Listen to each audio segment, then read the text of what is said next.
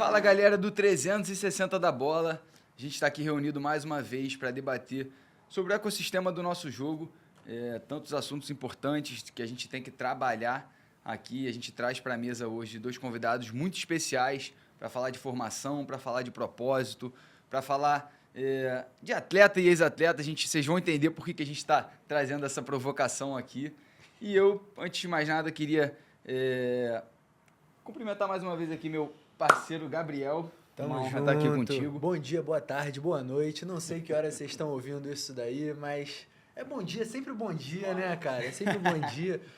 Cara, hoje pela primeira vez aqui, dois convidados de uma vez só, né? Bom demais. E Vamos quando a estrear. gente está com a mesa cheia, ela traz mais qualidade para o debate, para a resenha. Mas antes de soltar aqui os convidados, nossos me ajuda a não arrobas, esquecer, por né? favor, vai lá. Pessoal, se você ainda não segue o @pod360 da bola no Instagram, 360 da bola no TikTok e no YouTube, tá no erro. Então, ó, dá tempo, já clica aí, segue, curte, ativa o sininho, @curso de futebol, a melhor plataforma de curso de futebol do Brasil e do mundo. Taticalizei o futebol também, se quiser escutar um pouquinho lá de conteúdo tático e também falando sobre todo o ecossistema do jogo. Mas vamos pular agora para o que interessa, né? Vai rolar? Bola vai rolar, vamos apresentar nossos convidados aqui. Vieram lá da terra do Mickey para essa mesa aqui Tamo pesada. ficando importante aí, o Fred. negócio tá diferente, cara. Então, gente, para apresentar aqui os nossos convidados da noite, Gilmar dos Santos e Nicolas Barros, pai e filho, atleta e ex-atleta, duas pessoas com muito propósito envolvido aí para falar sobre o jogo, formação de atletas, todo esse processo. É uma honra para a gente receber vocês aqui. E a gente gostaria aqui, antes de mais nada, uma salva de palmas para os nossos convidados. Muito prazer, gente. E muito bem-vindos à mesa do 360. Obrigado, gente. Para mim, primeiro, uma honra estar aqui com meu pai.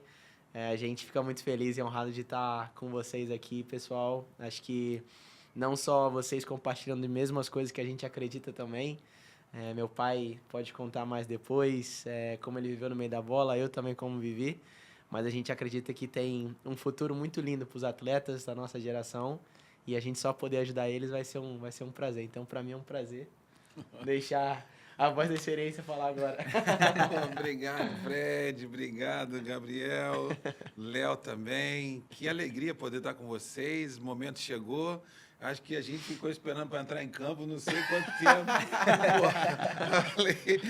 Agora chegou a hora de entrar em campo, tem que fazer gol. Não vai me decepcionar, hein, Nicolas? Pelo amor de Deus. Vambora. Vai ser fera. Mas uma alegria estar com vocês, irmãos. Alegria de verdade. A gente tem certeza que quem estiver nos vendo vai poder sair muito feliz depois de tudo que a gente vai compartilhar. Com certeza. Muito bom, muito bom. E como vocês sabem, o nosso propósito aqui é sempre fomentar esse desenvolvimento de todo o ecossistema do jogo.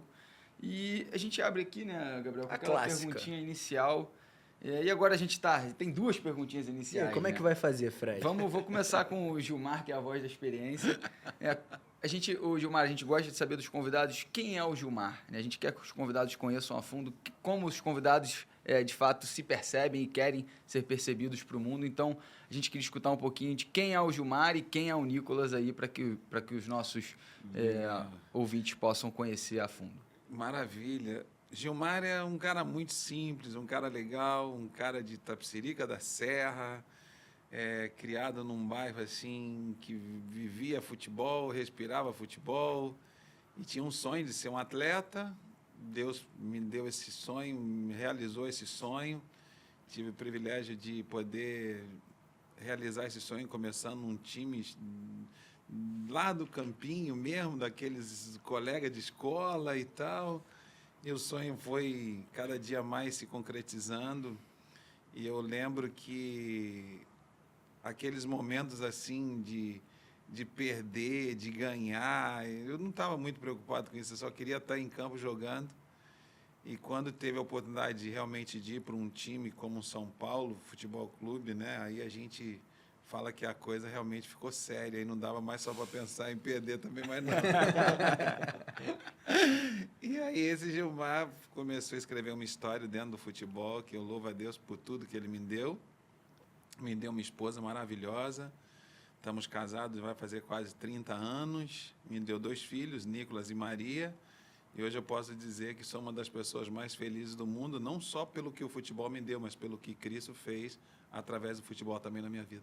Amém. Muito Maravilha. Muito bom. Muito bom. Bom, depois dessa introdução aí, eu vou ter que... É difícil, né? Apresenta, hein, Nico? Agora eu vou ter que Sobe a apresentar. Não, mas assim, como meu pai falou mesmo,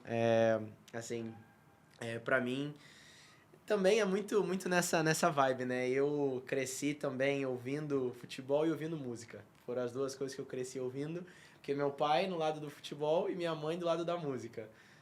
Minha mãe, hoje, para as pessoas que estão vendo, é a Aline Barros, então tava até rolando uma vibe da dança do canguru, não sei se vocês viram aí, tava explodindo aí jogador fazendo dança. Eu falei assim, ai Senhor, se eu soubesse, já teria feito a minha comemoração assim e já teria ganhado tudo já. Mas enfim, cresci nessa onda, né, do futebol com meu pai, da música com a minha mãe, e foi muito engraçado, Fred e Gabriel, porque eu vou crescendo e aí começa aquele debate, né? Pô, Nick, você vai pro lado do teu pai ou do lado da tua mãe? Eu falava assim, Senhor amado, o que eu vou fazer? Eu vou dificultar meu pai ficar triste, minha mãe vai ficar triste. E eu crescia e minha mãe me levava pros shows, né? Então eu, desde pequeno, minha mãe tentava desde o início.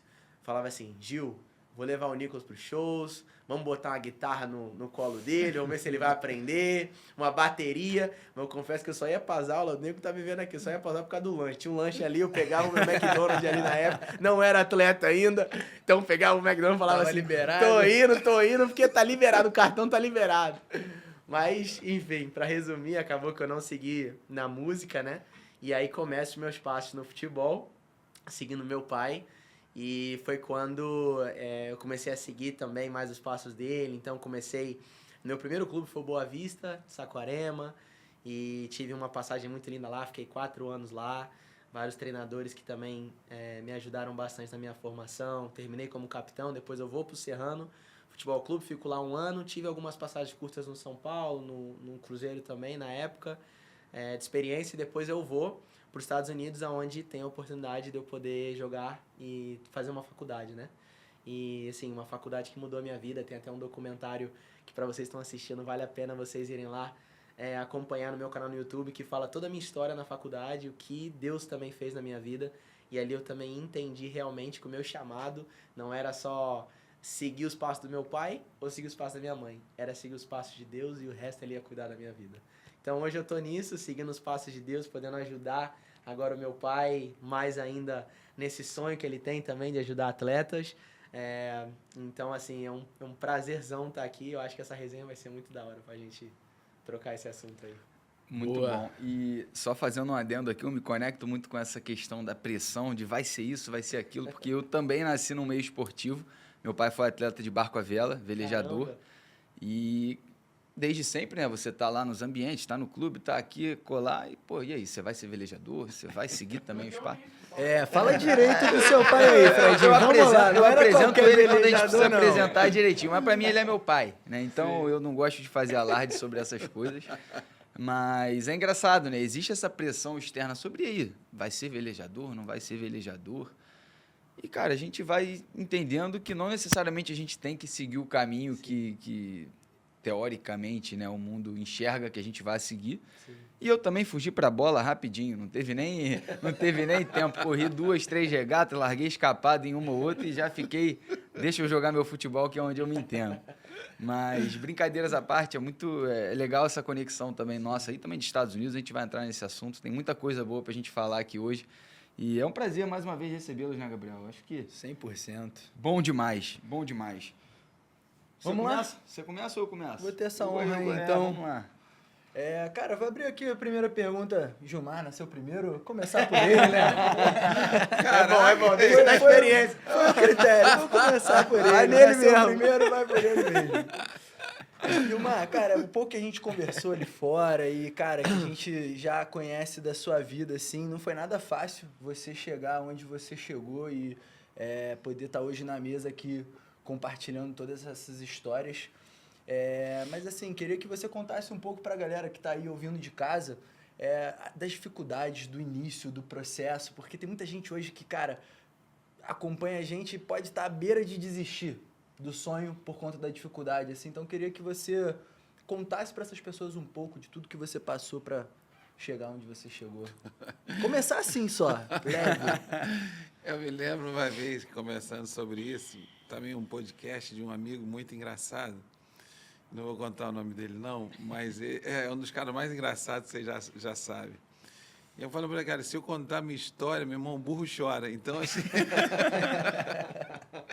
eu falando com um carroceiro outro dia, eu falei, cara, não vou nem contar minha história para tu. Conta, irmão. Não, teu burro vai chorar, irmão.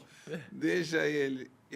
Mas foi muito difícil. Eu me lembro que todo o início para nós era o início que você só queria jogar futebol. Você não pensava em outra coisa a não ser jogar futebol, né?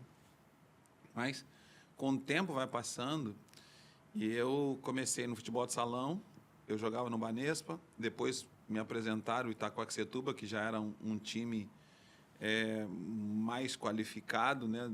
E eu comecei, eu e Cafu, mas para chegar no Itaquaquecetuba para treinar, cara, era sair de casa às 4 da manhã, muitas vezes você não tinha dinheiro, aquela história que todo jogador passa. Mas uma das coisas que eu me lembro é que a gente vendia amendoim no trem para poder pagar passagem no dia seguinte, muitas vezes não tinha que fazer tudo aquilo que vocês já imaginam, correr atrás do trem, pegar trem correndo, enfim, era todas essas histórias. Mas, para mim, a coisa mais difícil diante de tudo isso não foi só poder presenciar o mundo da dificuldade e você vencer. Porque você teria que vencer as dificuldades e vencer também dentro de campo, né? E muitas vezes o fora de campo é mais difícil do que dentro de campo. E as dificuldades fora de campo, para mim, eram as dificuldades mais difíceis que tentaram me parar. Não o futebol em si, mas as dificuldades fora de campo. Não só isso, a pressão dentro da minha própria casa. Meu pai teve um problema muito sério no quartel com um dos seus melhores amigos, e esse melhor amigo acaba se suicidando. Meu pai pira, começa a ser um dependente da bebida, e meu pai começa a ser uma pessoa muito, assim, irreconhecível quando bebia. Então, eu tinha aquele problema do que meu pai poderia fazer com a minha mãe e com meus irmãos. Então, eu estava treinando e muitas vezes eu me pegava quieto. Meu pai, será que está bêbado? Meu pai, será que está chegando em casa como?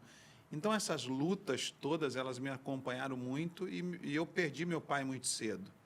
E quando perdi meu pai muito cedo também, eu já estava no São Paulo, foi um infarto fulminante. Então, assim, eu entrei numa depressão muito forte e foi nesse momento que eu dei uma reviravolta na minha vida. Depois de quase uma semana sem sair do quarto, Tele Santana falava, deixa o Gilmar lá, cuidando do luto dele, deixa o Gilmar lá. E aquele momento da minha vida, sem saber o que fazer, e ali, para mim, eu já queria parar. Eu falei, chega, não dá mais. E foi nesse momento que 4 amigos, jovens que jogavam com a gente, de 16, 14, 15 anos, foram no meu quarto e disseram assim, Gil, a gente passou a noite inteira orando por você. E eles eram atletas de Cristo, eu não sabia. E eles foram no meu quarto e falaram, Deus mandou a gente vir aqui. E eu, naquela época, eu tinha ódio de Deus. Eu falei, como é que Deus tira a vida de uma pessoa tão boa como meu pai? E eu estava num conflito muito grande dentro de mim. Mas foi naquele momento que eles me explicaram. Falou assim, Gil, não foi Deus. Eu quero que você pense um pouco comigo. Você falava que seu pai precisava de 100, você dava 500. Seu pai precisava de 500, você dava 1.000. E sem você entender, você também estava patrocinando tudo o que estava acontecendo. E seu pai fumando, e Deus não tem culpa disso. E aí, por um momento, eles me fizeram refletir, e eles falaram, a gente quer fazer uma oração com você. E eu me lembro que aquela oração mudou minha história. A partir daquele dia, eu entendi que a minha vida não poderia ser guiada pelo um resultado de futebol. Eu sabia quem eu era filho de Deus. E a minha vida nunca mais foi a mesma. Então, resumindo para vocês, eu tive uma história que com 16 para 17 anos eu entendi que ser campeão para mim não era só levantar um troféu ou colocar uma medalha no peito. Ser campeão para mim era ter Jesus no meu coração. E aquilo para mim era o mais importante. Então, naquele momento, Por isso que aonde eu vou, eu carrego esse troféu, eu carrego uma medalha, porque a gente sonha, vocês não imaginam o que é lutar para ganhar um título, um troféu, uma medalha, e muitas vezes isso não acontece. E muitas pessoas hoje nunca mais elas conseguem ser quem elas poderiam ser, porque a sua identidade está em cima de um troféu, de uma medalha. Então, assim, eu aprendi muito cedo que a vida, ela é muito mais do que um troféu, uma medalha. Caiu, levanta. Apanhou, enxuga a lágrima e segue, porque a vida vai tentar te bater todo o tempo. Então, assim, o mundo do futebol é exatamente uma decisão que você tem que fazer todos os dias. Qual é a decisão que você quer tomar? Ou desiste, ou avança e toca o teu barco. Porque ganhar e perder, a gente sabe que é a nossa história. Incrível, cara. Incrível. E conta pra gente um pouquinho, Gil, como é que foi esse processo aí de sair dessa dificuldade interna aí? A gente está falando de todas as dificuldades de um atleta, obviamente, somada, né, aos problemas que você mencionou aí em casa. E como é que foi essa virada de chave aí do sair de um clube menor, pisar num São Paulo, um ambiente completamente diferente, um carinho, um cuidado, uma demanda, né, tudo que o futebol carrega. E, obviamente, que a gente olhando ali, né, para um troféu, eu percebo que o futebol ainda é um ambiente onde se valoriza muito o troféu em detrimento do ser humano, né? Esse lado humano, de fato, do atleta. E eu acho que você inicia essa fala aí de uma forma muito positiva para a gente debater em cima também. Então, conta um pouquinho dessa diferença aí de trajetória, aí, de mudança, né? Já chegar num grande clube, como é que foi essa recepção, um vestiário recheado de craques. E também, como você mencionou aí, a gente quer escutar um pouquinho do Cafu, cara. Como é que foi essa relação precoce aí, desde cedo com o Cafu, ele cruzando pra caramba que você falou ali. Mas deu certo, né, cara? Deu certo. Fred, foi muito legal. Eu, assim, São Paulo, para mim, foi a maior escola que eu tive. São Paulo, para mim, eu falo que não foi um time de futebol, para mim foi uma escola. Uma escola onde que as pessoas, elas te ensinam não ser somente atleta, te ensinam a ser homem. Ser um profissional e entender que o futebol não pode ser somente uma coisa que a gente queria, né? Ah, vamos jogar bola, vamos jogar. Você tem responsabilidades, você tem que aprender a enfrentar essas responsabilidades cedo, você tem que aprender a ser homem, assumir os seus erros, você tem que aprender a ter uma mente muito forte para não se levar pelas críticas e nem pelos grandes elogios. Ah, você agora é o campeão do mundo, manter o pé sempre no chão. E nisso a gente tinha um professor maravilhoso que era Tele Santana. Para mim, eu louvo a Deus, que num momentos assim eu tive treinadores de base que foram... Os caras foram, para mim, Márcio Araújo, eu me lembro que o próprio Muricy, eu me lembro que eram treinadores, assim, incríveis, e que tinha a escola do Tele Santana. Porque o Tele Santana, ele não era só um treinador, ele era pai, ele era psicólogo, ele era amigo, ele era a pessoa que te ensinava, pô, comprando um celular, para quê, Gilmar? Você não tem nem dinheiro para gastar, Gilmar. Vai comprar uma casa para a mãe, Gilmar. Vende esse celular. Vende esse celular. Caraca, meu irmão. Eu ficava com aquilo na cabeça. Vende o celular, Gilmar. E eu, cara, e assim, então antes de eu pensar em celular, eu pensava na casa para a mãe. Então a gente foi tendo essa formação. E foi assim, cara, você está num ambiente que você tinha um Ricardo Rocha, você tinha um Raí, você tinha um Toninho Cerezo, você tinha um Leonardo, você tinha um Zete, cara, os caras assim, era... De verdade, né, Gil? Pô, eu tô com os caras, meu irmão. Então, isso era muito louco para mim. Então, assim, poxa, e os caras... Embora os caras sendo quem eles eram as pessoas mais humildes. E eles não só se preocupavam com você dentro de campo, se preocupavam com você fora de campo. Então, eu acho que o São Paulo foi realmente uma família. Não era só um time. Todo mundo sabia a história de todo mundo. E quando a gente fala de Cafu realmente, assim, a gente foi criado juntos, né? Meus primeiros 15 anos, acho que a gente se conhecia só no olhar, né? Eu sabia quando ele queria uma bola, eu sabia onde que ele queria, eu sabia... Então, isso dentro de campo era muito... Mas essa amizade, ela era fora de campo, com todas as nossas famílias. O primeiro filho dele, Danilo, assim, a gente fazia vaquinha para comprar leite, porque a dificuldade era muito grande. Então, assim, a vida nossa foi muito próximo, assim, a gente era junto, colado. A dor dele era a minha dor, a minha alegria era a alegria dele. Quando ele foi convocado pela seleção brasileira pela primeira vez, meu Deus do céu, eu quase não dormia à noite. Eu acho que eu pulava, eu gritava, eu chorava, eu fui para a rua gritar, o Cafu, mãe, o Cafu tá na seleção. E os irmãos, a gente abraçava, beijava, assim, pô, assim, então eram momentos assim que a gente não esquece. Mas, tentando resumir para não ficar só nisso, eu posso dizer para você, o São Paulo Futebol Clube não era só um time, foi uma grande escola.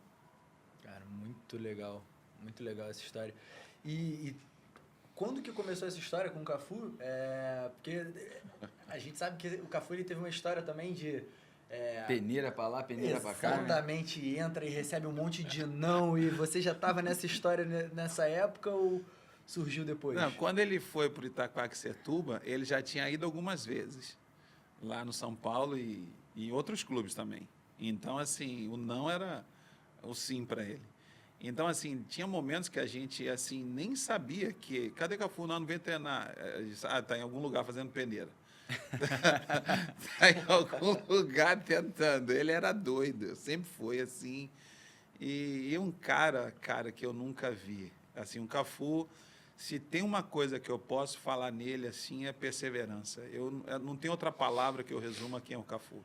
Ele nunca aceitou o não como não.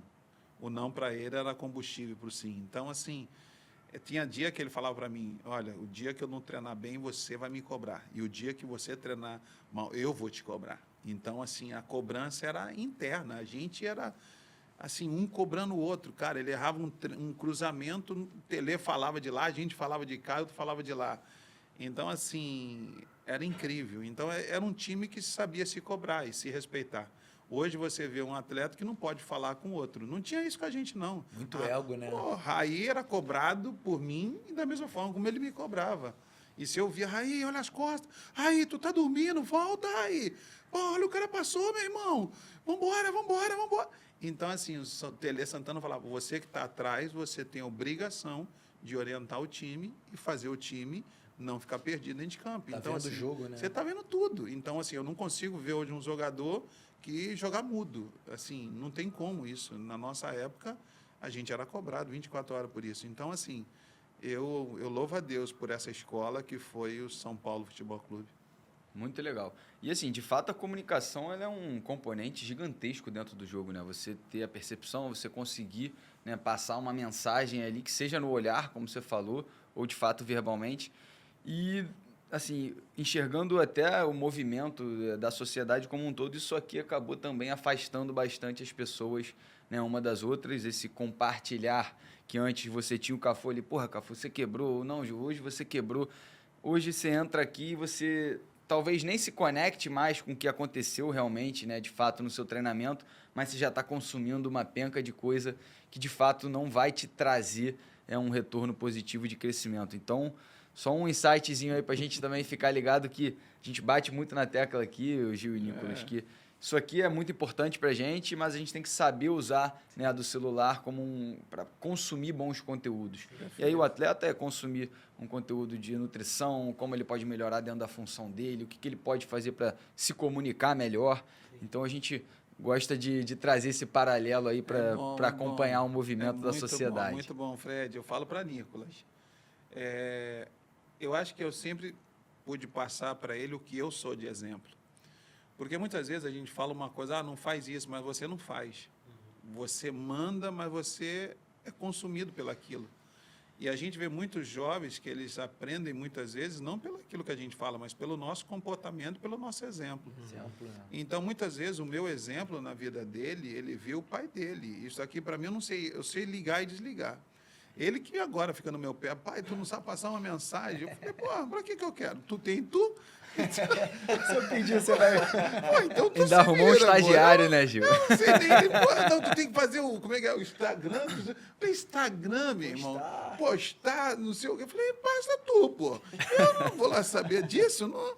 Então, assim, a minha vida, minha escola foi outra. Então, assim, eu louvo a Deus que hoje ele já veio nessa geração, mas que ele também sabe. O Nicolas hoje sabe, ele que fala aí, como é que tu faz aí? Ah, tem tudo, tem story, tem post, Pô, tem isso é live, tem TikTok, tem... É uma penca de formato, é uma penca de formato. O TikTok, meu irmão, o TikTok é toque sai, meu. Tic-taca, pô. Muito bom. Mas você tocou num ponto, cara, legal aqui, né? Do exemplo que você foi e é pro Nicolas. E, cara, agora uma pergunta aí pro Nicolas também, nessa linha do exemplo. Né? Porque, cara, ao contrário do seu pai, você tinha um exemplo muito grande dentro de casa, né? Você não tinha ali só um pai acompanhando você, a sua trajetória dentro do esporte, né? É uma figura marcante. Sim. E, cara, como que era isso, assim? Porque hoje a gente sabe que os pais na vida dos atletas têm uma certa... Às vezes pisa demais ali, né? E como que era em casa? Ele era o corneteiro ou ele era o conselheiro? Cara, que da hora. Pra falar a verdade. Que da hora, hein? que da hora. Não vai essa mentir, pergunta. não. A gente tava aqui receoso, será que o Nicolas vai falar a verdade e não vai? Vamos ver o que vem aí, galera. Aí, eu vou ser muito sincero, cara, assim, eu também louvo a Deus, porque meu pai, assim, sempre olhando ele, vendo, né, eu cresci, ele se aposentou quando ele vai fazer meus 3 para 4 anos, né, ele se aposentou, pois ele pode até contar a história do por trás disso tudo, mas quando ele se aposenta, né, e depois eu vou vendo os vídeos dele crescendo, né, eu falei assim, caramba, meu pai realmente foi um craque dentro das 4 linhas, e eu vou ter que ralar pra chegar lá. Mas quando eu comecei a jogar e tal, essa mentalidade de você buscar ser o melhor que você pode ser e tudo, eu não desenvolvi muito sozinho. Eu via muitas coisas, mas meu pai ele sempre foi uma pessoa que ele, pela escola, tudo que ele viu, ele sempre falava pra mim, filho, como é que foi lá o treino? Eu falava, pai, foi bem, a gente treinou ali 1 hora, não foi tanta coisa. Ele falou, beleza, e cadê a tua bolinha? Eu falei, bolinha? Meu pai comprava uma bolinha pra mim pequena, pra eu ficar petecando em casa. E meu pai falava assim pra mim, cadê tua bolinha? Eu falei, pô, pai, tá lá guardada. Já fez tua bolinha hoje? Eu falei, não, pai, mas eu já treinei 1 hora, já foi. Não importa, mas a bolinha você não cansa. Você cansa se ficar chutando errado. Chutar certo, você não cansa. Então vai e começa a petecar aí pra aprender.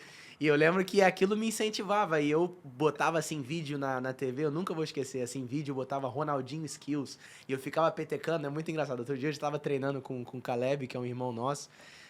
Caleb jogador, vocês devem conhecer ele. Tava no Alavés agora. E a gente fez uma pelada junto, a gente tava jogando. Foi engraçado que no final ali, eu petecando e tal, eu sempre gostei disso, botava a bola na cabeça, aí ia. Eu lembro desde cedo no Boa Vista, o pessoal me fala, ô Nico, tu é foca pra botar a bola na cabeça e ficar indo. Eu falo assim, irmão, tu não sabe fazer, eu sei, então deixa vocês. Mas foi muito porque ele me incentivava, ele falava assim, filho, vai treinar, vai fazer as coisas. Eu lembro, a gente tinha um quintal em casa, na parte de trás em casa, que eu botava meu cone, o outro cone aqui, ele falava assim, filho, eu quero que você treine direita e esquerda. Direita e esquerda. E eu falava assim, pai, mas pô, treinar direito que eu não sei fatiar com a esquerda, mas vai treinar. E eu lembro que eu sempre aprendi com ele nesse quesito de sempre dar o a mais, sempre fazer o a mais. Então, eu nasci destro, mas ali eu ia depois do treino, pedalava pra canhota e pum, pedalava na canhota e tentava acertar o cone. Toda vez. E foi engraçado porque isso aplicou no meu jogo. E eu levei isso pra minha vida. Então, acho que, né, até na faculdade, onde eu fiz, me formei lá, joguei os 4 anos lá, um dos meus primeiros gols foi de falta, porque eu lembrava do meu pai falar assim, filho, o que você tem de diferente que os outros não têm? Eu falei assim, pô, pai, eu tenho uma qualidade, tá. Mas o que os jogadores estão escassos aí na tua posição? Eu falei, pai, não tem ninguém que bate falta aqui. O último que bateu falta já se graduou. Ele falou assim, então treina a falta, porque você vai ser o próximo. E eu lembro que eu ficava lá treinando. E o meu primeiro gol na DBU foi de falta que eu fiz. Então, assim, eu devo isso muito a ele, porque ele sempre me incentivou. Mas não só me incentivava, mas eu acho que a inteligência dele dele saber a hora de fazer eu treinar mais e a hora de, tipo assim, filho, descansa, recupera. Ou então, ele sempre era um cara que sempre me incentivava. Então, às vezes, eu não jogava, ou então não ia bem no jogo. Filho, tá tudo bem, você treinou, você deu o seu melhor, fique em paz. Eu acho que isso pra mim foi uma das coisas que eu falo de valor para até pais que talvez possam estar assistindo, porque é muito importante você olhar pro teu filho e saber a hora, saber exatamente, pô, é hora de cobrar? Acho que não, é hora de eu talvez dar uma palavra de conforto, ou talvez é hora de eu incentivar a treinar mais.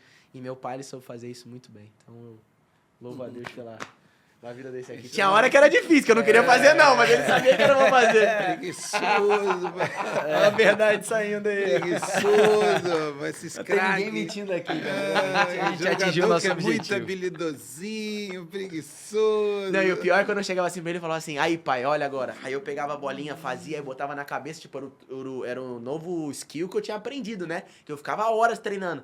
Aí ele olhava pra mim, ah, tá. E o outro jeito que você aprendeu, eu falei, pai, eu tô mostrando esse aqui, não quero saber do outro. Não, mas isso aí até eu faço. E eu sabia que ele não fazia. Mas ele fala, vai treinar outro. Então ele sempre é, tipo, me incentivando a fazer mais e mais. Então, pra mim foi algo que vai durar pra sempre na minha vida. Essa coisa de sempre buscar ser melhor, sabe? Então, Muito bom. Esse assunto é muito... A gente traz muito para a mesa aqui o papel do pai na formação e, Nicolas, você trouxe da forma perfeita, cara. O pai que entende o momento de chegar e dar uma palavra de conforto ou não chegar e dar uma cobrada extra. É muito difícil, né? E assim, eu confesso que até não sou pai ainda, mas tenho um irmão de 13 anos que está inserido no ambiente do futebol, buscando se tornar um atleta. E é difícil você saber lidar com esses momentos. E com certeza o que você viveu, Gil, traz toda essa bagagem. E imagino que essa escola Telê que você menciona, e aí Muricy, vários dentro do seu processo também contribuíram para você ter esse discernimento do é hora disso ou é hora daquilo. E né? outra coisa, só rapidinho mencionando que eu lembrei aqui, muito legal. Uma das coisas que meu pai sempre falava também dos momentos difíceis que eu tava passando. Na faculdade foi um dos momentos mais difíceis para mim também. Porque eu chego lá na faculdade e eu me pego com uma situação que eu era o único brasileiro na faculdade. Todo mundo era americano, não tinha um hispano. Não tinha ninguém. E eu falava assim, meu Deus, como é que vai ser isso? E momentos que muitas das vezes o treinador também me olhava e aquilo que a gente estava conversando do brasileiro de olhar e muitas das vezes, pô, o brasileiro é nhaca, não sei o quê. E eu queria mostrar pra ele que eu não era, então eu tinha que também fazer isso, mas às vezes ele não enxergava isso. E tinha momentos que eu tava só, um dos meus primeiros meses lá, eu não era convocado nem pra viajar. E eu falava assim, cara, eu brasileiro, né, tô aqui e o cara não tá me vendo. Mas algo que também fortaleceu muito, eu acho que é legal também poder mencionar aqui, é que uma das coisas que meu pai tinha muito em mente era as verdades da Bíblia. E eu acho muito legal trazer isso também, porque isso foi o grande diferencial que me fez não largar tudo. Porque tem histórias, né, que ele sabia, ele me passava. Por exemplo, a gente conhece a história de Davi e Golias. Mas quando você para olhar e estudar certamente, você falava assim, cara, Davi era um menino que ninguém acreditava. Mas porque ele treinou, ele tinha ali aquela funda dele, que ele conseguiu acertar o gigante, mas porque ele também estava confiando no Senhor, dependendo do Senhor, ele conseguiu acertar aquele gigante. Então ele sempre falava para mim, filho, confia no Senhor, confia em Deus, você vai conseguir acertar esse gigante, você vai conseguir vencer esses pensamentos, esses desafios. Então louvo a Deus porque, né, para um pai que nem ele, que soube usar a palavra para me incentivar, é algo que eu também quero fazer com meu filho, saber bem disso aqui, para eu poder incentivar ele em qualquer desafio que ele passar. Então, eu acho que para mim isso também foi algo que eu preciso pontuar aqui, porque isso me ajudou muito e ele me ajudou muito nisso aqui também. Então, Sabe uma coisa, Fred? Sabe uma coisa assim, Gabriel? Eu acho que nunca houve tantos pais presentes nos jogos, nos treinos, no dia a dia.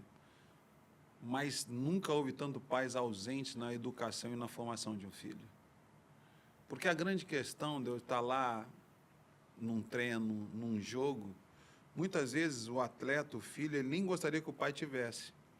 Porque muitas vezes a cobrança, quando ele erra, ou até mesmo quando ele acerta, é tantos elogios, e não tem muitas vezes uma disciplina, mas você acertou, mas você fez isso que não deveria ter feito, você xingou quem você não deveria ter xingado, você deu uma cotovelada no momento, mas eu fui o atleta e tal. Então, eu estou, assim, a gente percebe que, principalmente uma formação de um atleta, muitas vezes você precisa entender até onde você cobra, como você fala, como você exige uma mudança nesse filho. E para mim, o que eu percebo, e falando com muitos pais, muitos educadores, eu falo, meu Deus, a gente está vendo esse reflexo desse filho, a gente já tem entendido o que está acontecendo com o pai. Eu acho que os clubes hoje, eles precisam entender que a maioria dos pais precisam ser também treinados para que eles possam ser exemplo. Porque muitos deles, eles não sabem que eles estão errando. Eu entendo que até o desejo de acertar e de querer fazer o certo é o desejo deles. Mas muitas vezes eles estão cobrando de uma forma errada, exigindo de uma forma errada, porque muitas vezes eles foram cobrados e exigidos dessa forma. Então, eu acredito que, se eu pudesse dar um conselho, e temos aqui um dos professores mais graduados que a gente tem, que é o Léo, e tudo isso, é a gente tentar ajudar esses pais. Ajudar esses pais para que eles entendam o que é hoje o mundo e a cultura do esporte. O mundo e a cultura do esporte, nós não estamos ali vendo um garoto de 12, de 13, de 14 anos e achando que ele já é o Pelé e o Messi. Não, ele é uma criança. E ele precisa ter mais amor, errou, vamos tomar um sorvete. Em vez de você chegar e dar uma cinta para o garoto, porque ele é um passe. Ou ser xingado porque ele perdeu um pênalti. Sabe, eu acho que nós estamos precisando mais educar os pais do que necessariamente educar esses jovens atletas, porque a maioria deles, quando a gente não queria ir para casa, tinha um problema. Porque todo mundo, quando acaba um jogo, um treino, alguma coisa, um final de semana, quando você não quer ir para casa, tem um problema. E a gente começava a entender que tinha alguma coisa que esse jovem não queria ir para casa. Então, assim, é muito sério você ter pais que não conseguem entender o atleta que tem dentro de casa. Porque não é fácil ter um atleta dentro de casa, não é fácil ter um filho que é campeão, que luta, não importa a modalidade, que eu estou dizendo para todos. Você tem um craque, um futuro Oscar da vida, uma futura Paulo Hortência da vida, um futuro Neymares da vida dentro de casa, ou um futuro, sei lá, Guga da vida. É muito difícil você ter esse atleta dentro de casa e como cobrar, como exigir, como ser amigo, como ser pai. Porque muitas vezes ele não quer um treinador, ele quer um pai. Total, e por trás do jogador sempre tem a pessoa, né? Acho que cada vez mais os números saltam, os clubes olham para isso e, cara, talvez a pessoa por trás daquele atleta esteja passando por alguma coisa que é o principal gatilho para virar a situação. Às vezes o garoto ele tá mal no treino, ele tá mal nos jogos e esse olhar pro ser humano para entender essa sensibilidade, para você entender que por que essa pessoa tá mal, e identificar que muitas vezes isso é da família e às vezes até, cara, será que é o papel do clube de fato entrar nessa situação com a família para ter esse trabalho em cima da família, para que o jogador tenha esse ambiente favorável em casa e isso vá gerar um resultado dentro de campo, né? Eu vou dar um exemplo assim para vocês, assim para entender. Eu nunca vou esquecer uma vez que a gente fez um churrasco e a gente pôde levar os nossos familiares todos para todo mundo conhecer todo mundo. E como é uma coisa assim incrível quando você, diretor, percebe as coisas. E eu estou dizendo tudo isso porque uma professora minha na escola, reunião de pais, minha mãe foi na escola. Caraca, essa resenha é boa, essa resenha é boa. Eu assim, cara, eu falei, a chaleira vai ferver hoje. Eu era muito mau aluno. Minha letra, nem eu entendia o que eu escrevia. Eu assim, era um garoto que, cara, eu tinha muita dificuldade na escrita e tal. E eu lembro que nesse dia, minha mãe trabalhava numa escola e ela depois foi para uma creche que cuidava de crianças abandonadas e tudo. E nesse dia, a mãe estava nessa transição e ela não foi trabalhar. E ela chega, vê uma amiga que também tinha um filho da minha idade, que estava indo. Onde você está indo? Estou indo na escola, vai ter reunião de pais. Ela falou, pais? Gilmar não falou nada. Ela falou, não, mas tem hoje, dona Ana, vai lá e tal. Eu falei, meu Deus. Rodei. Roscou o bigode. Aí, irmão, Já eu vou era. te falar uma coisa assim. Vai dar ruim. Eu peguei e eu falei, não, mas não precisa ir, não. Não, mas a mãe quer ir. A mãe quer saber como é que você está aí na escola. Não precisa. Não, eu me lembro hoje. Não, a mãe vai. A mãe vai. Aí vai. E aí eu lembro que chegava na escola, aquela coisa...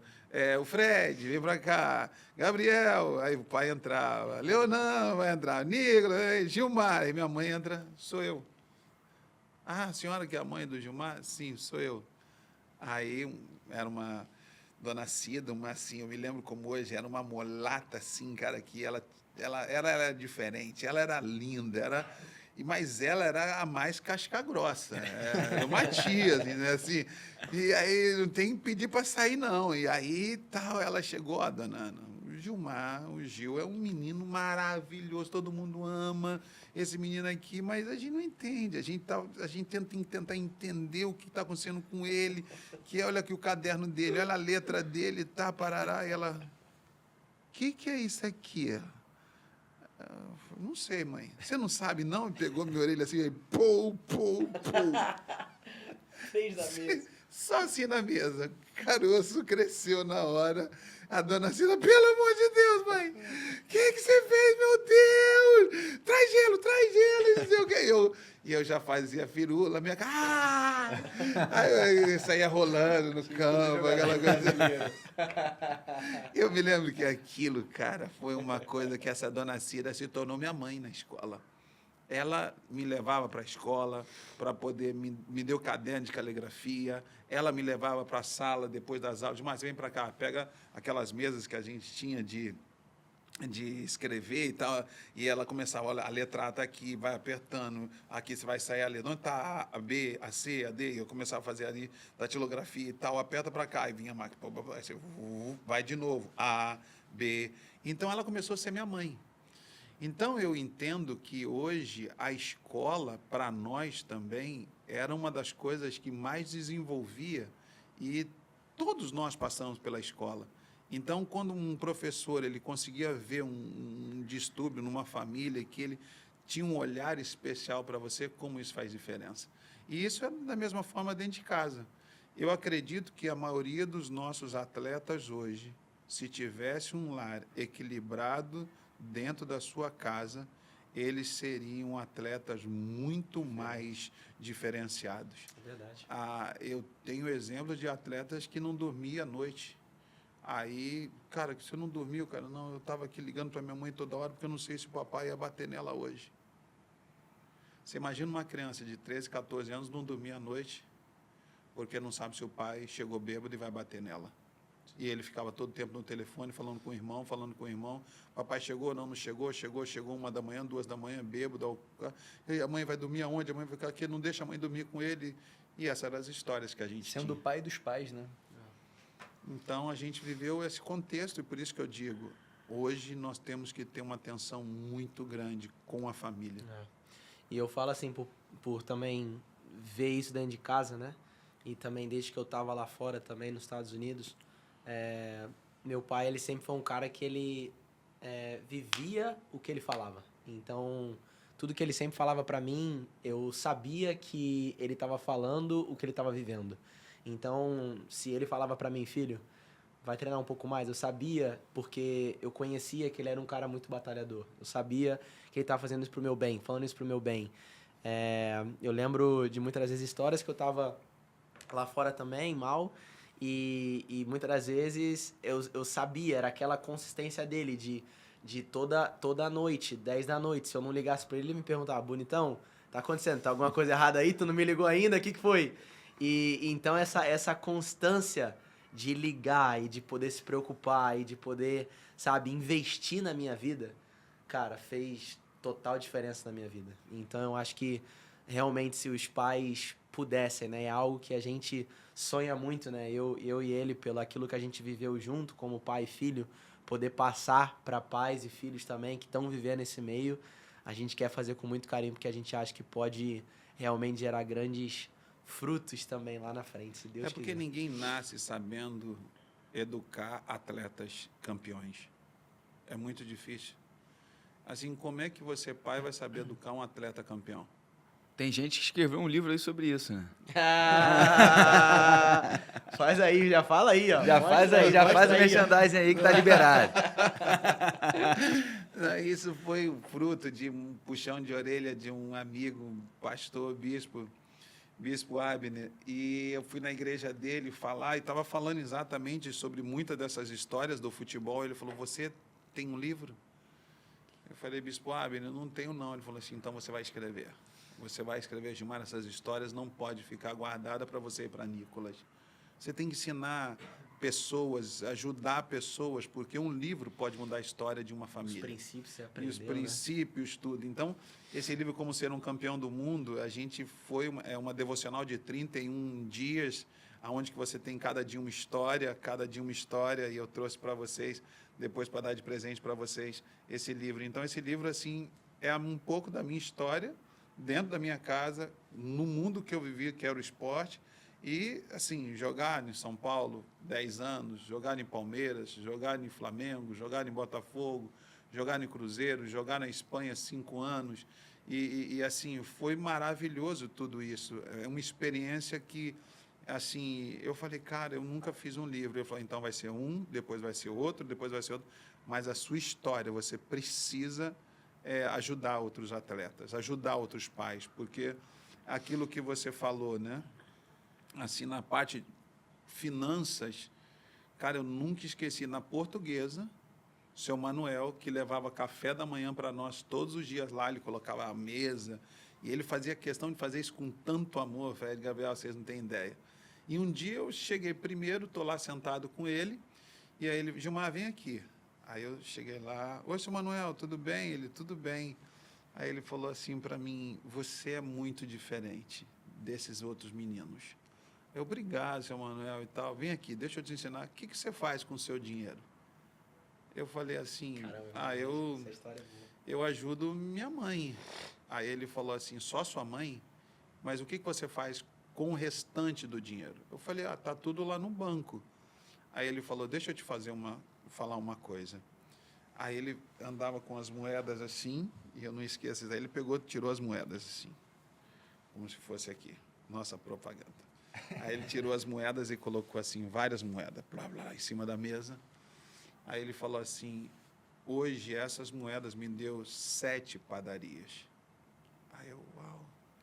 Ele falou, enquanto todo mundo descarta a moeda, eu comecei a não descartar essas moedas. Essas moedas para mim têm tanto valor como um dinheiro de papel. Então, Gilmar, aprenda a guardar moedas, porque você nunca vai ter problema com dinheiro. Não brinque com seu dinheiro, valorize cada moeda. Então, quando pequeno, esse daqui, eu dei um cofrinho para ele. Falei assim, aqui vai estar a sua moeda. Aqui você vai guardar a sua moeda. Nunca permita que uma moeda se desperdice na sua vida, filho. Aprenda. E aí, quando ele foi, eu fiz o teste para saber se ele ia ter um carro. Eu me lembro que eu dei o meu cartão de crédito para ele e falei assim, pode pegar o cartão de crédito do pai, pode comprar o que você quiser, acho que o shopping vai abrir daqui a pouco, sua mãe falou que você tem que ir lá comprar chuteira, tênis, pode comprar o cartão.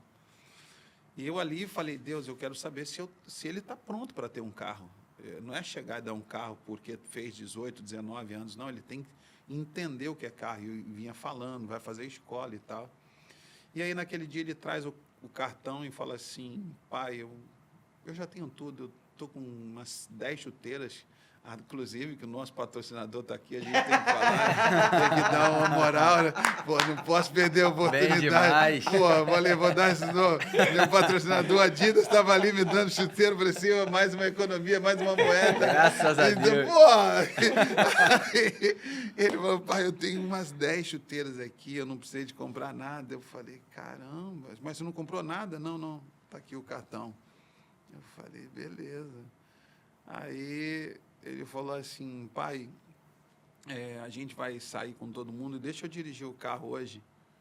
Eu falei, você tem certeza que você vai dirigir eu, tua mãe, tua irmã dentro do carro e você quer dirigir o carro? Aí ele, pai, hoje eu quero dirigir. Aí sentei no carona, a mãe, a irmã atrás, e eu falei, cara, senhor, o que o senhor está me mostrando aqui e tal? E o bonitão deu a seta bonitinha, arrumou o banco, arrumou o espelho e tal. Eu falei, só preciso dar uma varada para me arrebentar ele.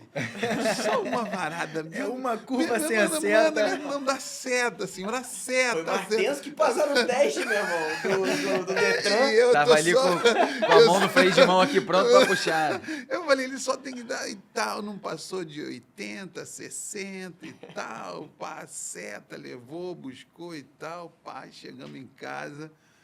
Aí eu falei, Nicolas, depois vai lá no meu quarto que eu quero falar com você. Aí vem ele e tal, tomou banho, foi lá, eu falei assim, olha, amanhã nós vamos comprar o seu carro. Isso lá nos Estados Unidos. Aí ele falou, pai, você está de brincadeira, não fala isso, pai, não fala isso. Eu falei, amanhã você vai. Mas não porque você fez já a idade, tirou a carteira, mas porque você mereceu. Hoje eu te testei.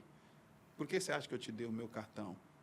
Porque você acha que eu autorizei você dirigir com toda a família? Carro não é brincadeira, filho. Eu perdi um amigo com a sua idade, que era para mim um dos jogadores mais incríveis que eu vi no São Paulo. Alexandre, Rogério Ceni, para você ter uma ideia, filho, era a reserva dele.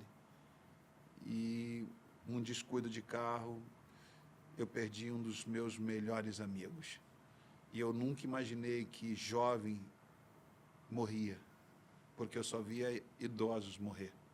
E a minha primeira experiência dentro de um caixão foi ver um amigo do seu pai no São Paulo, que saiu, não dormiu à noite, voltando, bateu o carro, porque os amigos diziam que viu o carro dele ser umas 2 vezes e ele, o sono, tirou a vida dele. Então, carro não é brincadeira. Outro que eu perdi foi Denner, o melhor amigo do seu pai. A gente cresceu na escola juntos, ele foi para a Portuguesa, seu pai foi para o São Paulo.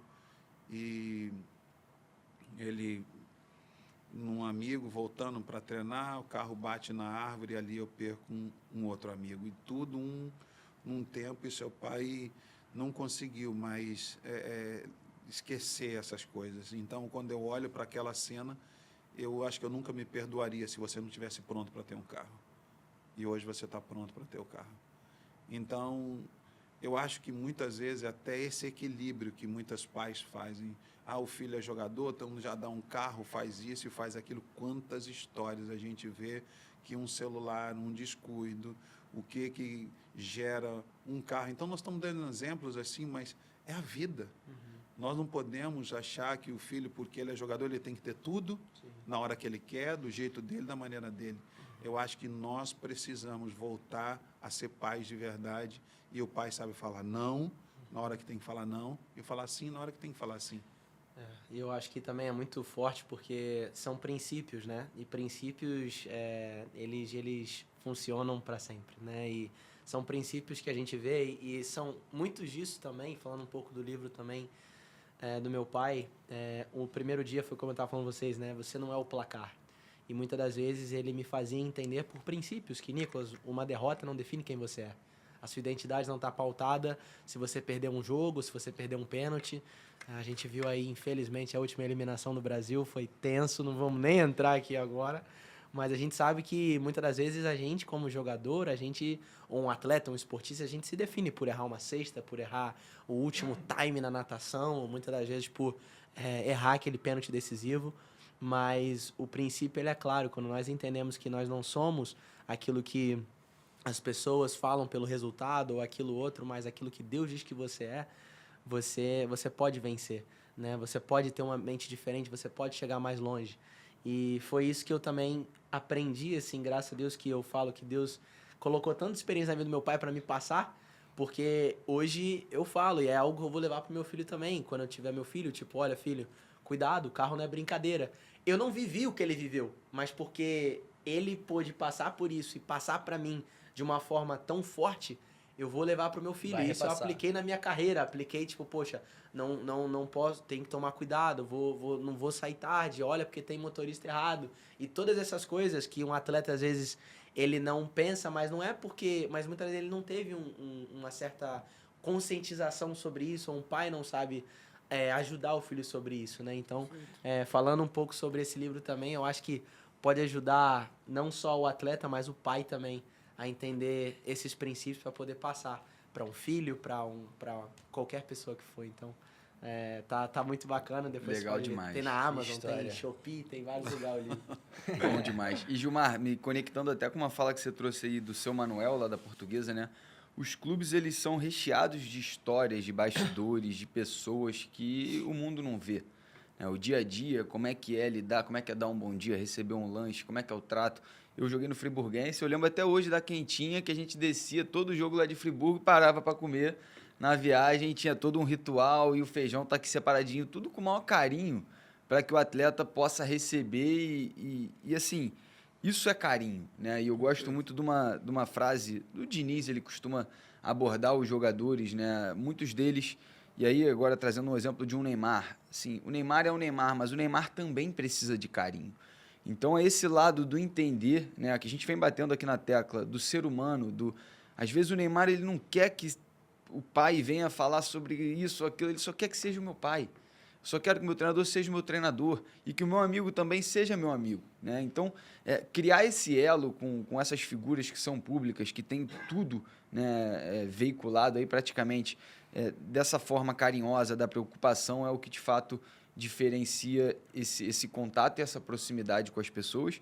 E aí, já trazendo um paralelo para os pais, né, eu percebo que a maioria dos pais, eles acabam se inserindo no sonho da criança. Então, sai do sonho da criança para ser um sonho compartilhado, né? E a gente tem a maioria dos pais frustrados, né, porque o funil do futebol, o buraco é mais embaixo, o negócio é difícil de se chegar a um ambiente profissional.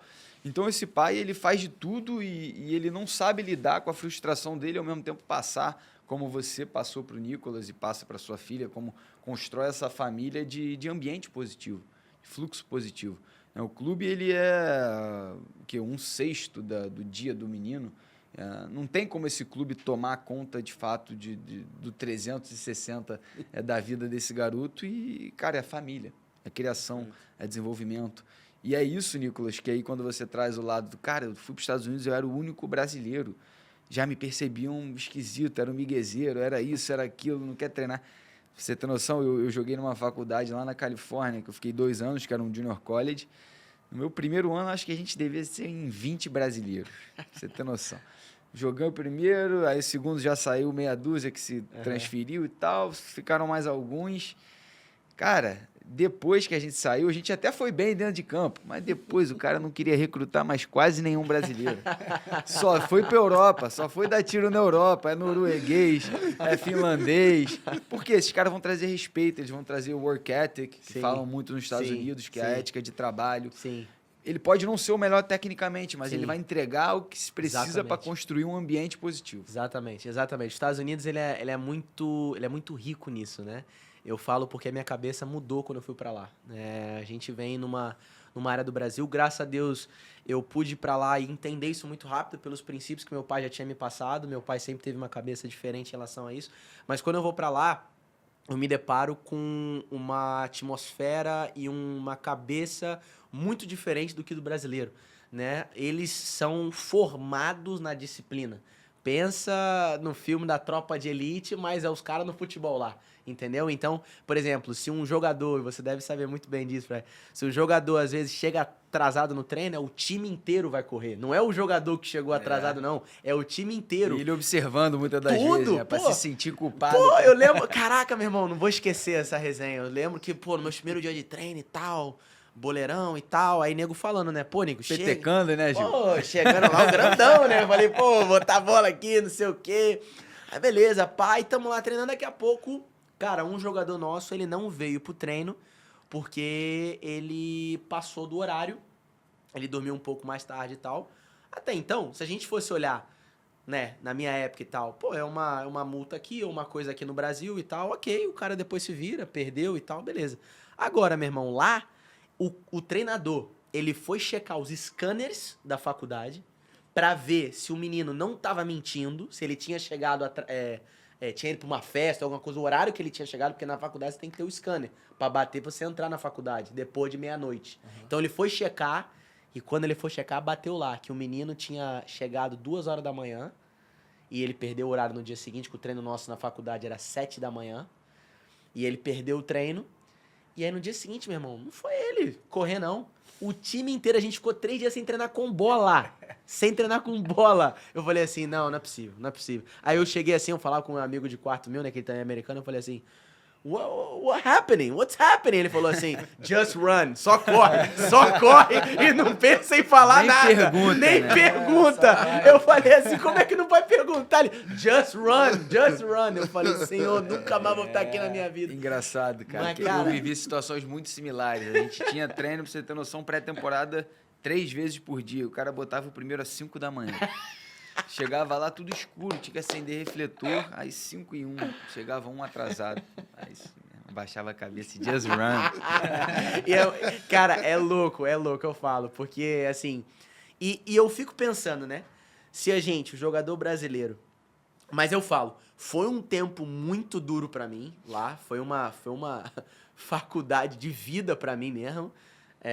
Mas, assim, eu saio de lá formado, tanto com um diploma, né? Eu me formei em marketing, mas não só isso, mas eu saio formado de mentalidade. Cara, os caras me formaram mentalmente, meu irmão. Legal. Meu irmão, o treinador, ele falava pra gente assim, todo mundo depois treina fazer banheira de gelo. A gente, mas pô, como é que vai fazer banheira de gelo? Não, professor, posso botar só aquela botinha? A botinha lá, né, que bota aqui. Não. Todo mundo banheira de gelo. Mas, professor, cara, a gente fez fazer um bip test. Não pode afirmar o bip test. Meu irmão, tava tipo assim, tava negativo 2. E ele não falou, não, vamos fazer na parte de dentro o bip test, não. A gente fez lá fora, Lá o chão fora, tava na quase friaca. duro de gelo. Aí ele falou, todo mundo, 7 da manhã lá, vamos fazer o bip test lá. Eu falei, pô, professor, você tá meio... Você não tá bem, professor. E, cara, a gente vai, faz o bip test no gelo, volta, mas eu nunca vou esquecer uma coisa que ele falou pra mim. E ele não era um cara, assim, de muita... técnica, ele não sabia muito de tática, mas com ele a gente chegou em 4 anos que eu tava lá, a gente chegou em 3 vezes, a gente chegou numa semifinal, 2 quartas de final e 1 vez na final. A gente infelizmente não ganhou o título, mas se você olhar pro cara, você fala assim, cara, não é um cara que tem... Meu pai lembra do jogo que a gente foi ver, pai, era difícil, é só ping-pong, jogo ping-pong, saindo do jogo no pé, não Densidade tinha, não tinha. danada. Ping-pong e a gente ia correr... Mas a cabeça dele de ser tão disciplinado, ele falava assim pra gente, eu tô formando vocês pra ser mentalmente forte, pra quando chegar nos 90 minutos vocês Isso aguentar. aí. E aquilo pra mim ficou tão... Agora eu penso, imagina se o futebol brasileiro, com a técnica e o talento que a gente tem uma mentalidade dessa de disciplina, tem uma formação de uma Europa, irmão, acabou. Não, filho. e adicionando a isso, Acabou. a gente tem que entender também que estamos falando de um ambiente de ensino, né? Você está numa faculdade, então aquele cara, ele não está ali, ele não é o melhor treinador de futebol, senão primeiro ele não estaria ali, Sim, né? Obviamente ele estaria num nível profissional, mas ele é um gestor, ele é um educador, sim, ele é um cara que vem para te moldar caráter, para te ensinar uma forma de lidar com uma situação. sim. E aí, as histórias que a gente vai ter aqui para falar sobre isso são inúmeras, né? Cada um da sua forma. Eu lá às 5 da manhã, você no Just Run. E fora outras aí de resiliência, de processos. E, cara, é engraçado. Tudo que eu tive numa faculdade, você em outra, e as histórias são as mesmas. Então, a Sim. gente vê que é algo cultural. Sim, Né? cultura. Não é você caiu de paraquedas num local onde tinha Não. um treinador. Não. Não, isso faz parte, né, Sim. daquela cultura, de como se pensar. Sim. E é por isso que, eu repito, eu não vejo... A gente vê o movimento dos Estados Unidos crescente, um absurdo com relação ao futebol. E eu não dou 5 anos para eles avançarem forte aí na busca por atletas renomados. A gente vê até discutindo isso hoje, né, que é ou não é, né, esse celeiro de aposentados. Na minha cabeça já não é há um bom tempo. Né? Obviamente que vai se desenvolver, Sim. ainda mais, e vocês estão vivendo isso na prática lá. Sim. Eu saí dos Estados Unidos em 2023, quando eu retornei, e foi nesse pré-boom aí do soccer.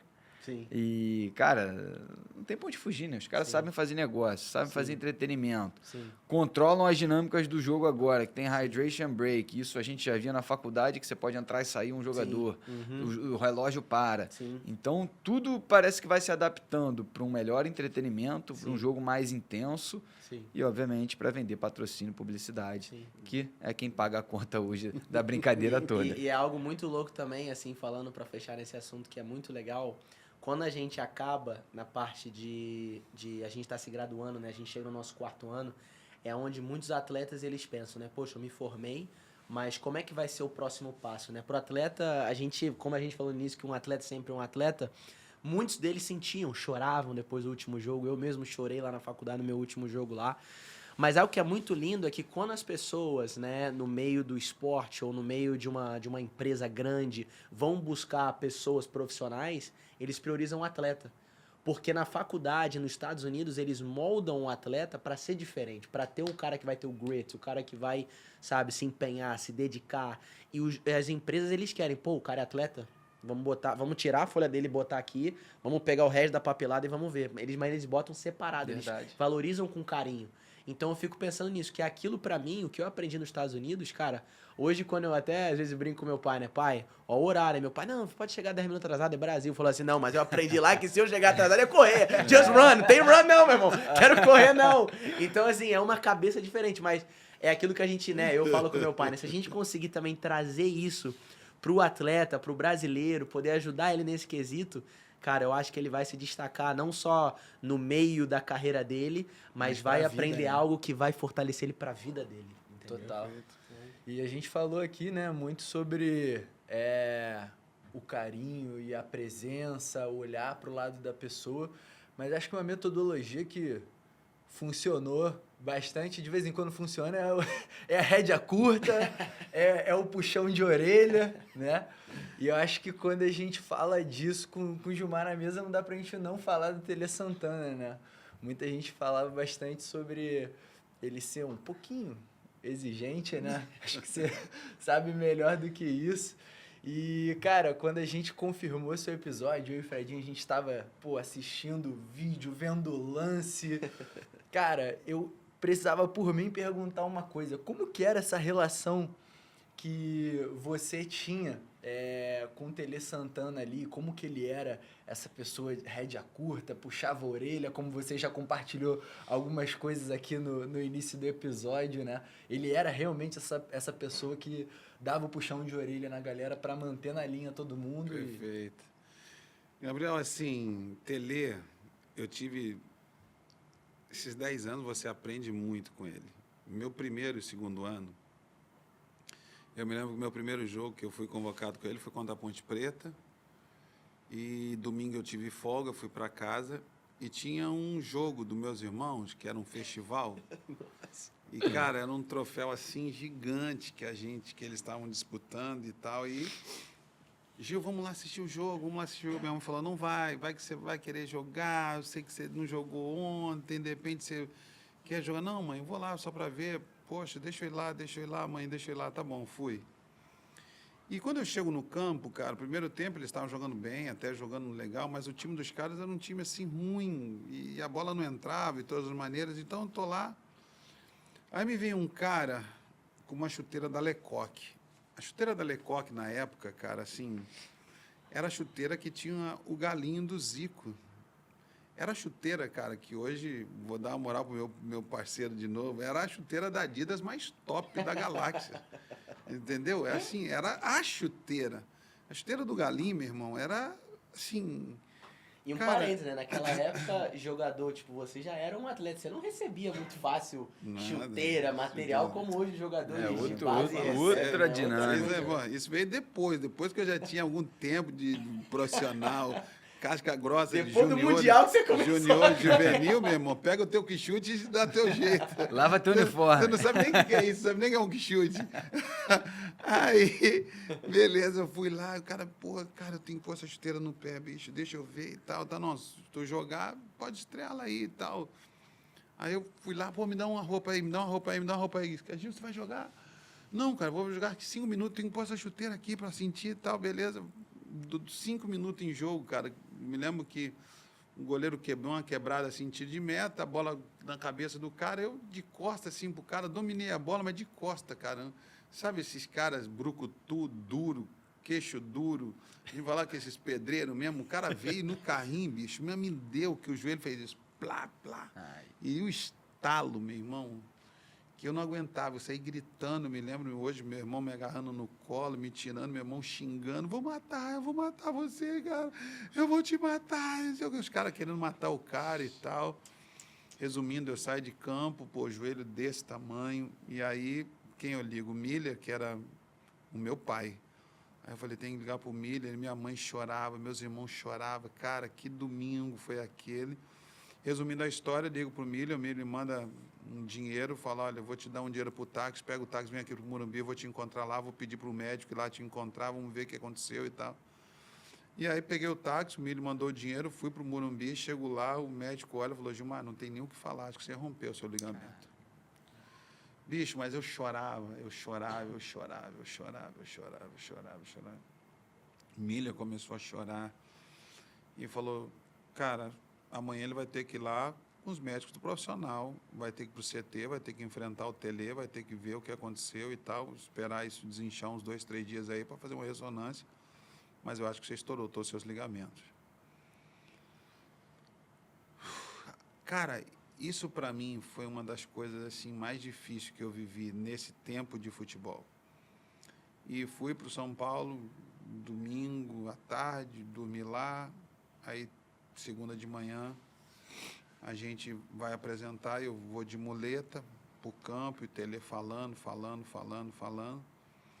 E eu falei, pô, ele vai aliviar minha vida e tal, tranquilo, eu estou aqui cheio de dor, achando que ele ia aliviar, e ele vira para mim assim e fala assim, Gilmar, vocês sabem o que aconteceu com ele? Aí todo mundo lá, sim, professor, ele foi brincar de bola lá. Brincar de bola não, ele foi jogar um jogo com os irmãos dele e deram uma entrada nele e a gente não sabe se ele vai ficar 1 ano, se ele vai ficar 6 meses, vai ficar, a gente não sabe.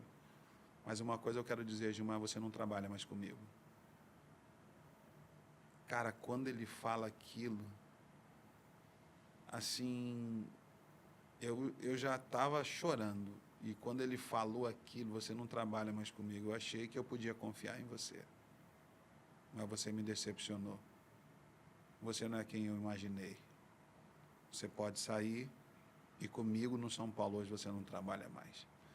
Eu não sabia se aquela dor que eu estava sentindo no joelho era mais forte ou a dor de ouvir aquelas palavras dele. Aquilo na minha cabeça remoía. Resumindo, o doutor Marco Aurélio, na época, nosso médico de São Paulo, ele falou assim, Gilmar, a gente acredita que não vamos precisar operar você, mas a gente não sabe quanto tempo teu joelho vai agir, vamos tentar aqui te recuperar sem precisar de operar. Resumindo, foram 9 meses, e depois de 9 meses, eu recuperado, o Tele não quis me aceitar e me mandou para a Portuguesa. E foi o Bentinho para o São Paulo. E naquela 6, 7 meses que eu fiquei na Portuguesa, graças a Deus, eu fiz, acho que, o melhor campeonato paulista que eu podia imaginar na minha vida. Se eu tivesse no São Paulo, eu acredito que eu não seria titular, porque a gente tinha 30 zagueiros, entre eles Ricardo Rocha, Adilson, Ronaldo, o Valber estava chegando. E então, assim, com certeza eu não ia jogar, mas eu fui para a Portuguesa, eu era o capitão do time e tudo deu certo. Eu cobrava falta, eu cobrava os pênaltis. Então, assim, em 7 meses, eu estava com 8 gols. Eu me lembro que um dia a gente estava lá treinando falta e cobrando e tal, não sei o quê, e parará, e periri, e assim, as coisas indo muito bem. E aí, acabou o treino, eu fui pro vestiário, cara cansado e tal, aí, Gil, tem um fax aí do São Paulo pedindo para você arrumar suas coisas e voltar para o São Paulo. Eu não entendi nada, assim, não estou entendendo o que está acontecendo. O São Paulo tinha um acordo com o Bentinho jogando muito bem, era um centroavante, assim, incrível, e o Japão se interessa pelo Bentinho. O São Paulo tinha prioridade, mas na virada, assim, vamos supor, do dia 1 para o dia 2, o São Paulo tinha que fazer a declaração que iria ficar com ele, e o São Paulo, acho que, nessa virada, acho que comeu bola. O Japão, nessa virada do dia 1, assim, na virada meia-noite 1 para meia-noite 2, o Japão entrou e fez a oferta. Resumindo, o Japão levou o Bentinho. Rapaz, isso São Paulo foi a morte. E aí me trazem de volta, o Bentinho, Japão comprou, Bentinho do Japão, Japão agora levou Bentinho, São Paulo perdeu Bentinho, aquela coisa, cara, e... Rapaz, eu não fui cruzado, eu sem entender nada, tô lá e tal, assim, aí eu me lembro que Gil, todo cumprimenta todo mundo, vê todo mundo. E aí todo mundo vai para o vestiário, eu coloco a roupa porque eu pensei que eu ia para a academia treinar. Aí o primeiro apito era o Tele chamando todo mundo para dentro do campo, que tal, todo mundo foi, eu fiquei lá no vestiário. E aí o Moraci Gil, não sei, o Taí falou, não sei o que vai fazer com você, não sei, a gente vai treinar com você lá na academia.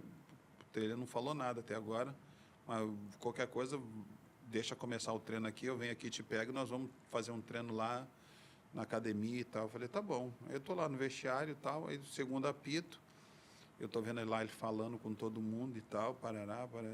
Aí daqui a pouco vem o nosso preparador físico, Gilmar, o Tele mandou você ir lá no campo.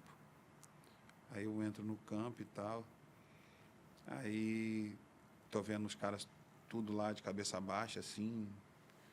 Eu falei, caraca, o que está acontecendo aqui? Meu Deus, Jesus, Senhor, me ajuda. Tomara que eu não tome mais uma dura. Senhor, e a minha cabeça, nunca mais você treina comigo, você não foi isso, você foi irresponsável, aquela coisa toda. Resumindo a história, cara, ele chega assim e fala assim, Gilmar, eu quero falar uma coisa olhando nos teus olhos.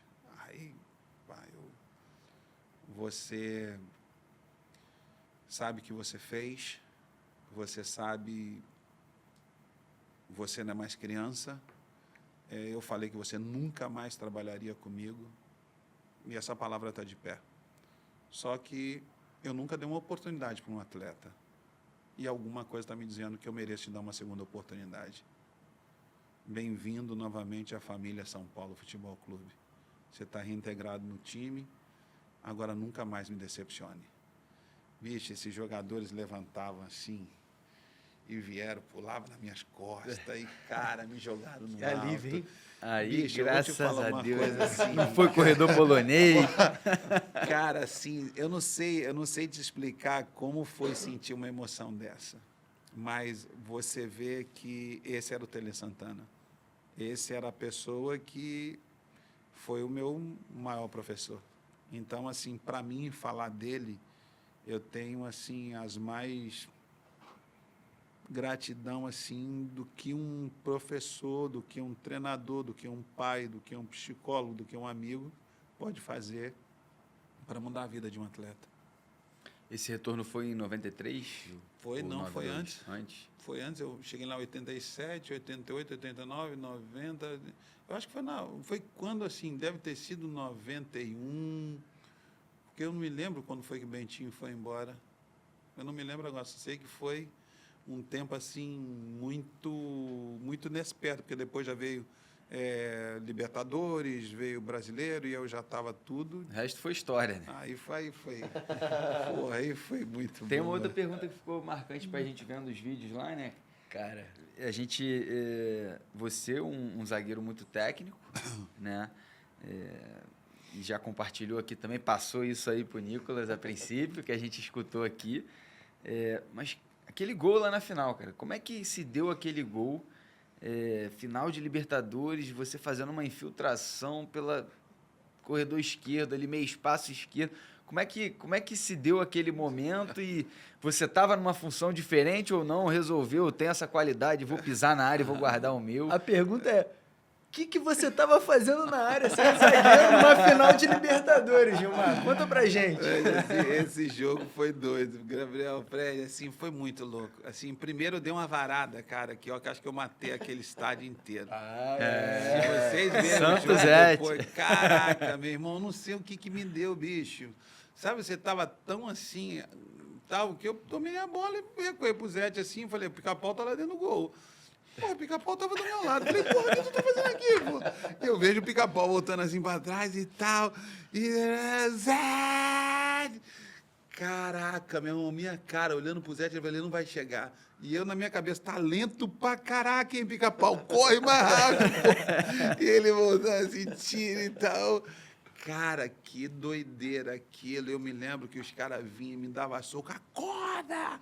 Tu tá dormindo, pô! Tu tá onde? Olha o carinho Pô, aí. Então, acorda! Acorda! E eu joguei uma água aqui e falei, cara, mas ele tava do meu lado, o Zete, cara. Eu olhei 1 minuto atrás, ele tava dentro do gol, cara. Eu, assim, 1 minuto que eu olhei, ele tava, cara, dentro do gol. Eu tinha certeza que ele tava dentro do gol. 1 minuto depois, o Zete tava do meu lado, não sei o que ele queria. Aí, aquela coisa, não, vamos embora, vamos jogar, vamos jogar, vamos jogar. E nesse jogo, o Tele falava assim, tanto comigo como o Valber, falava assim, vocês vão ver que eles vão marcar o Dinho pintado, não vão deixar ele sair jogando, e quando o Gilmar, de um lado, ou o Valber tentar vir, vocês recuem e deixem eles tentarem criar, porque tanto os dois sabem jogar. Tanto eu como o Valber sabia jogar. Então, vamos tentar surpreender eles com os nossos zagueiros. E a gente tentando com o meio de campo, a linha, tentando, os caras defendendo.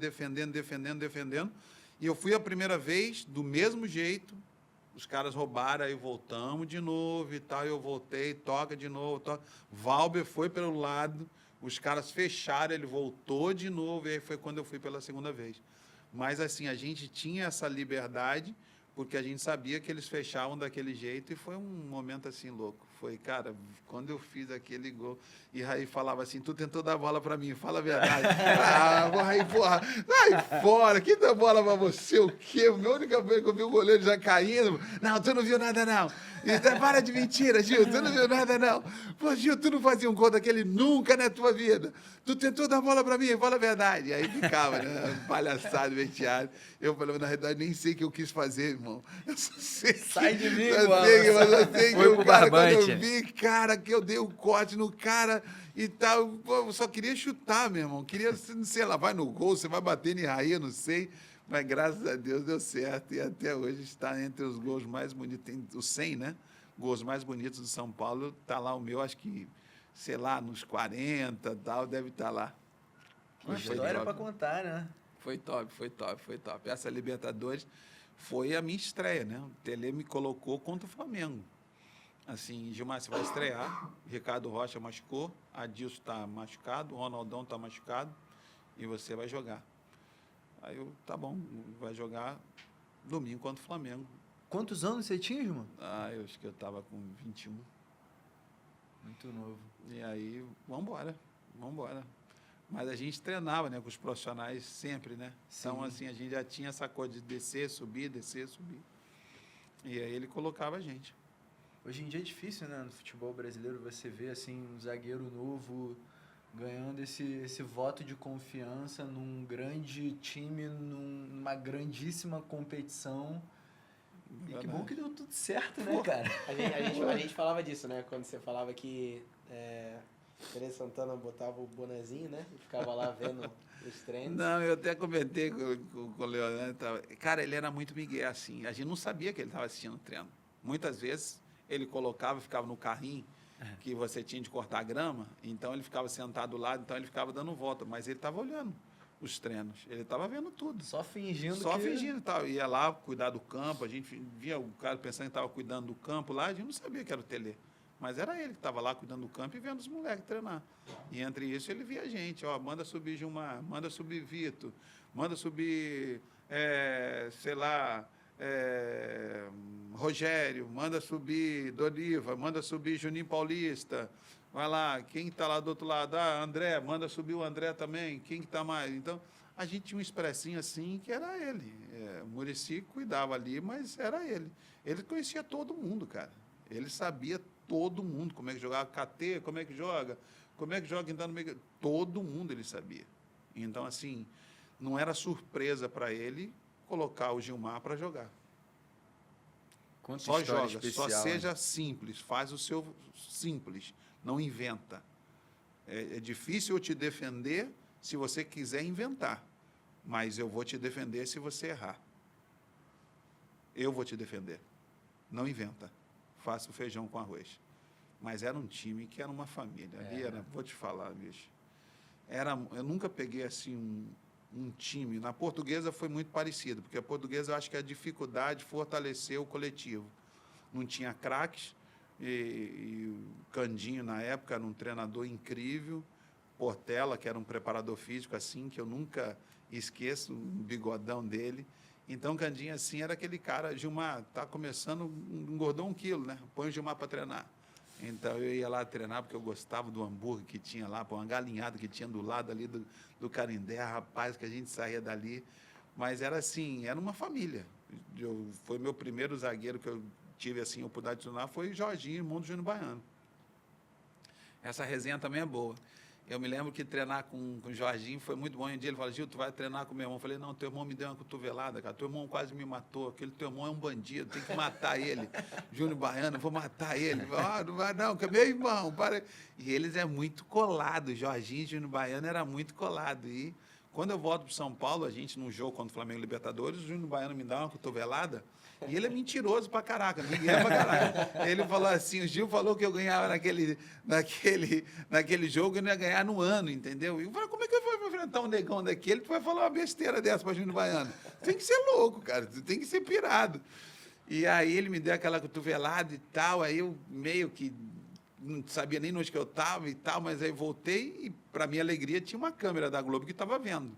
Então, porque normalmente o cara tá olhando para a bola, né? O juiz nem viu. Segue o jogo, segue o jogo. Na época tinha nada. Tinha nada. E aí segue o jogo, e no vestiário, eu me lembro como hoje, colocaram uma escuta em mim, uma escuta nele. E ele falando, não, mas é que o Gil falou, que o que ele ganhar naquele jogo, eu não ganharia no ano inteiro e tal, mas eu não dei um soco nele direito, porque eu só levantei o braço, meu braço bateu e não sei o que, ele caiu, fez aquela firula, que ele gosta de gritar, Gilmar gosta de gritar e tal. Eu vi naquilo, falei, cara, que cara de pau, bicho. Mas tu é maluco, só pode ser doido. E aí me deram a palavra. E aí, quando me deram a palavra, eu falei assim, Júnior, deixa eu falar uma coisa, nem te conheço direito. Teu irmão eu conheço muito bem, mas tu eu não conheço. Deixa eu falar uma coisa, cara, para tu vestir uma camiseta do Flamengo, você tem que ter caráter. Errar, a gente vai errar sempre. Mas falar a verdade, assumir erro, faz parte do caráter. Amanhã a gente pode ser parceiro.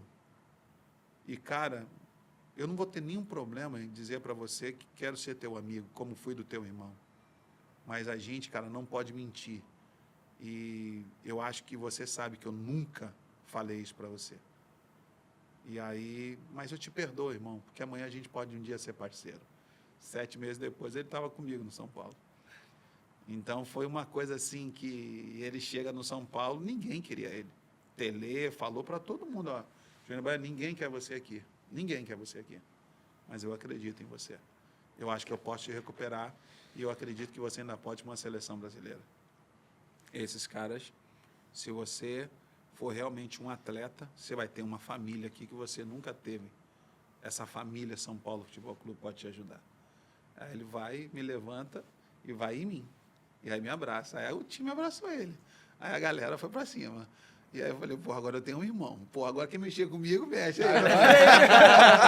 irmão guarda coisa boa. Agora, meu irmão, que nem sabia. Eu tenho um baiano do meu lado, meu irmão. Pode vir quem vir, cara. E aí se tornamos dos nossos melhores amigos. Hoje o baiano, assim, é um irmão que Deus me deu e onde eu vou, eu falo dele, porque é uma pessoa incrível. Eu nunca, sabe? E eu vou aplicar nisso também, nessa questão dos princípios que a gente fala, né? Que é muito lindo ver isso, porque hoje a gente mal vê, né? O jogador hoje, ainda mais o jovem, né? A gente é muito, não quer perdoar, não quer pedir perdão, não quer não sei o que, a gente sabe de tudo. Mas você não sabe que daqui a 5, 7 meses esse cara pode estar do teu lado, né? Eu lembro de uma história também com meu pai, que ele brinca comigo, jogando também. E aí tinha um jogador profissional que veio treinar com a gente na base, na época. Aqui no Brasil, quando eu tava jogando ainda. E nisso, cara, a gente teve uma discussão, o jogo rolando e tal, jogo treino.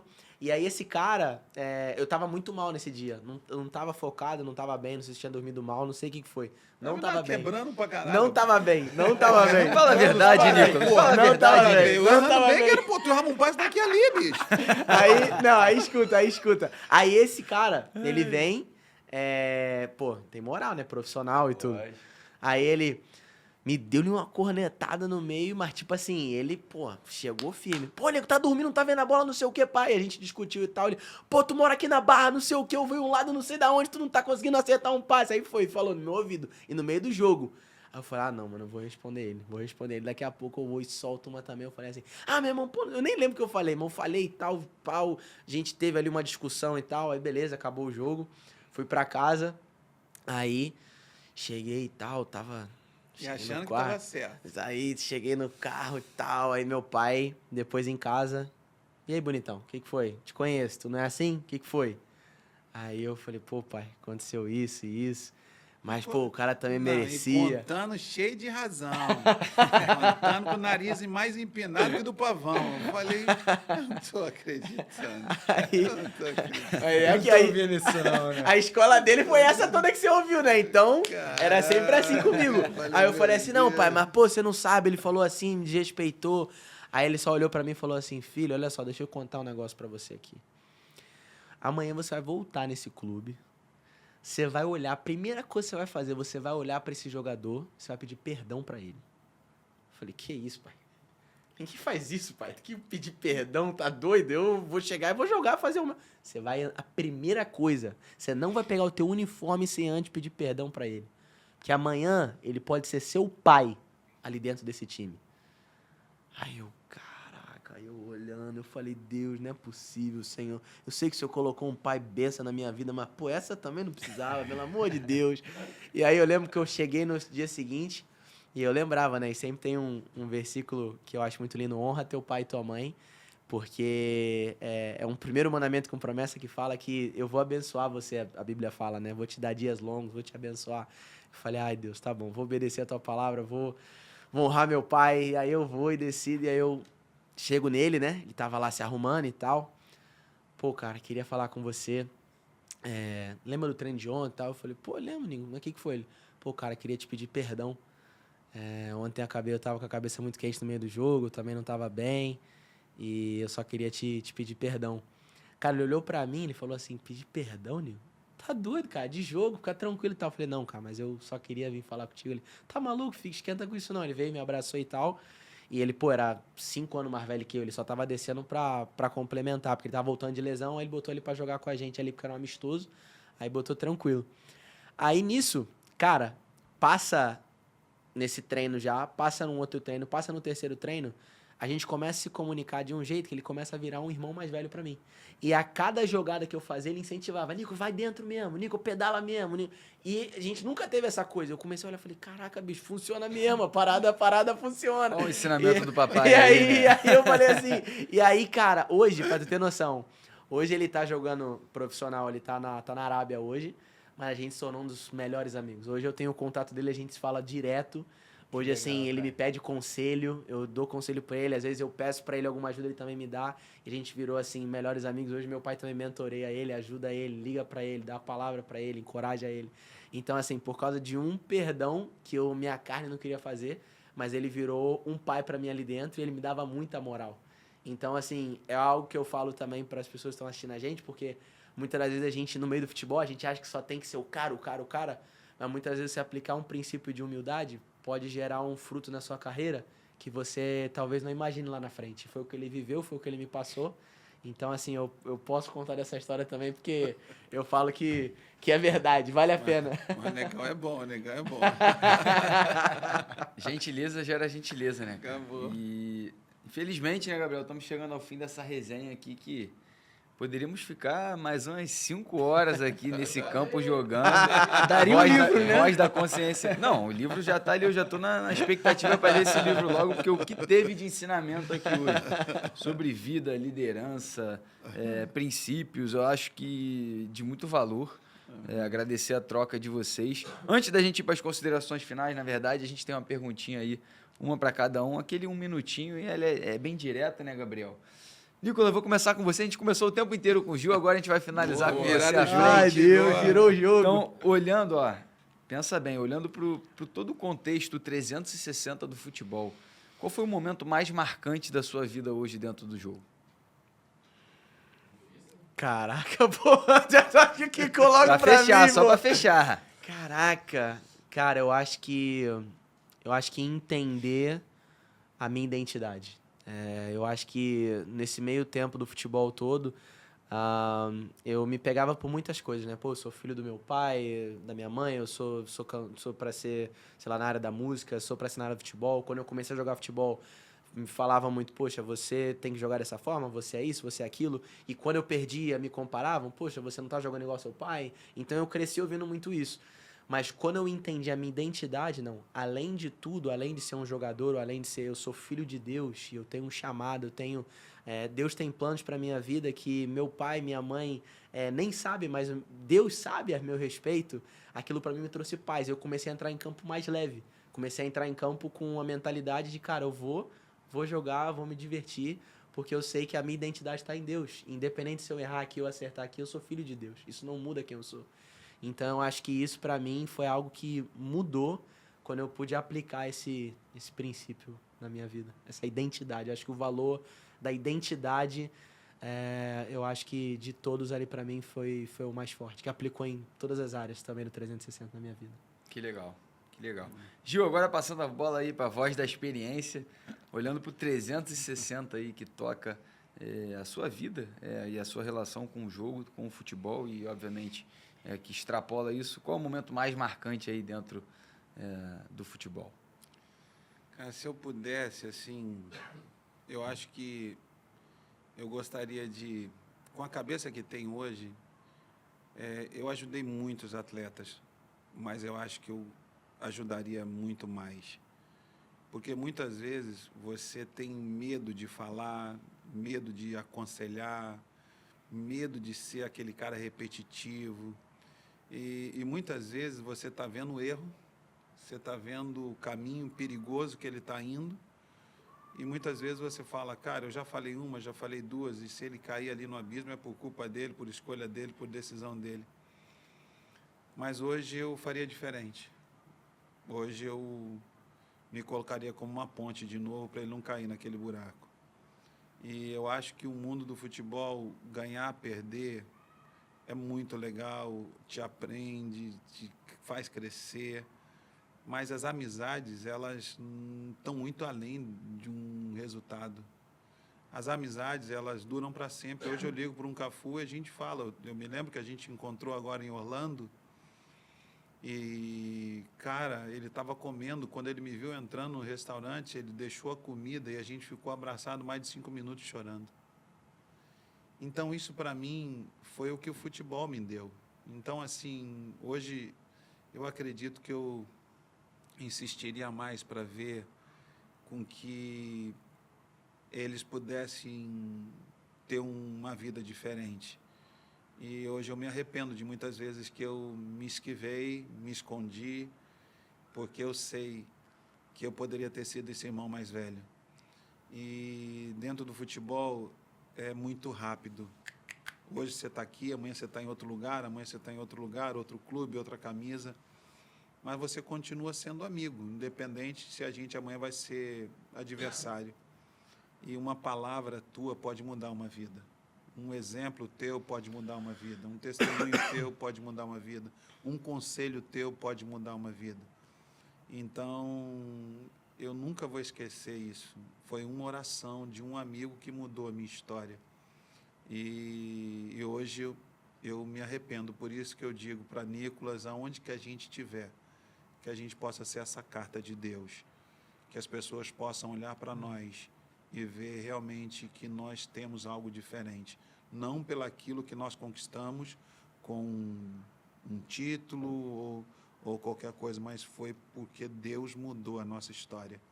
Então, eu louvo a Deus por poder, dentro de campo, ter sido o que fui, mas eu seria mais ousado a dizer, cara, cuidado, não vai por esse caminho, não vai por esse caminho, não vale a pena você trair sua esposa.